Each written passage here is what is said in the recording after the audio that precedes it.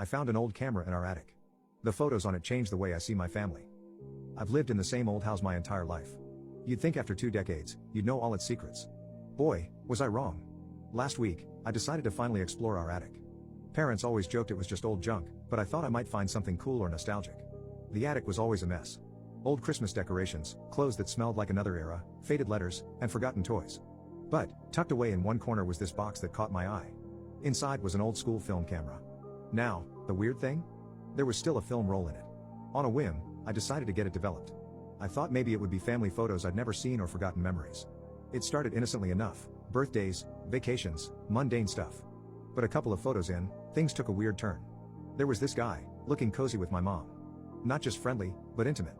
Then, there's another woman, always hanging around my dad. And they're not just in the background. They're at the center of all events, almost like they were part of our family. But the biggest shocker? This kid. Looks somewhat like me, but not quite. He's playing in my backyard, blowing out candles on my birthday cake, sitting on my dad's shoulders. And the surroundings are undeniably our home. Everything's familiar, except for these strangers who seem to have taken our place. I was stunned. Was this some kind of parallel universe captured on film? Or was my family keeping some deep, dark secret? I needed answers. So, I dug deeper into the attic, hoping to find something, anything, that would shed light on these images. And that's when I stumbled upon it, a collection of diaries stacked away, gathering dust. They looked old, really old. The first one had my mom's name on it. I hesitated for a moment but then opened it. What I read inside? It's just crazy. The diary's pages were yellowed with age, each entry penned with that careful cursive handwriting you don't see anymore. It started out with my mom's teen years, talking about school, friends, and typical teenage stuff. But as the pages turned, the tone shifted. An entry dated about a year before I was born stood out. She wrote about meeting a man, not my father, but someone named Brian. They'd met at a local cafe, and soon, they began seeing each other often. Her words were filled with confusion, guilt, but also an undeniable affection. Then came the news. She found out she was pregnant. The timeline didn't add up for it to be my dad's. Panicking, she confided in her best friend, who had also been seeing someone on the side, the woman from the photos with my dad. Together, they hatched a plan. Both would break things off with their secret lovers and return to their actual partners.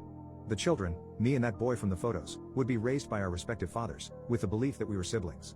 Crazy, right? For years, it seemed, our families lived intertwined, just 2 doors away from each other. A move to another state when I was 2 severed this connection. They hoped the physical distance would make it easier to keep the secret.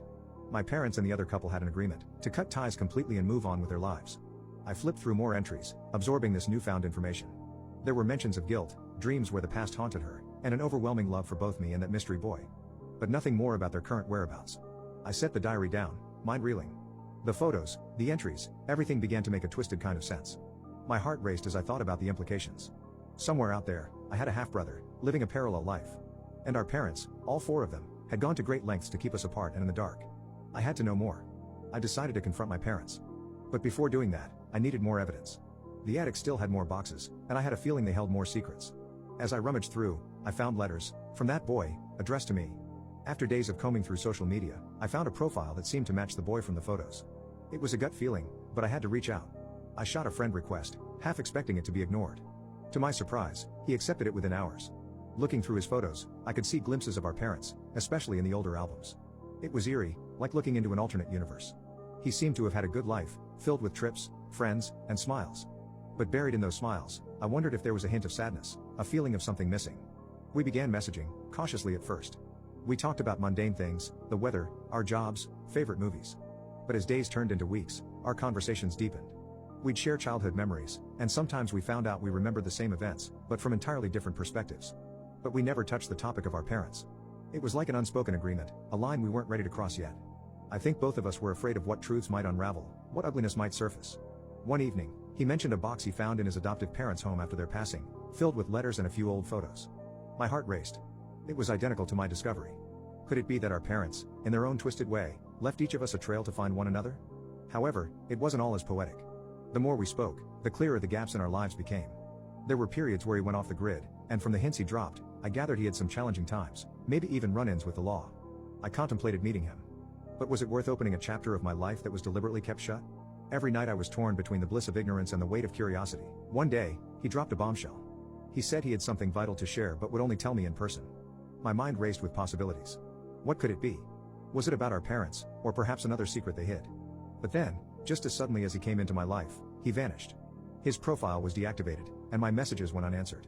So, I'm throwing this out to you guys on here, because honestly, I don't know what to do. The temptation to dive deeper is gnawing at me every damn day. Do I chase this mystery, try to find him again, and risk exposing stuff I might not be ready for? Or is it better to just move on, trying to forget all this? Man, this has shaken up my world.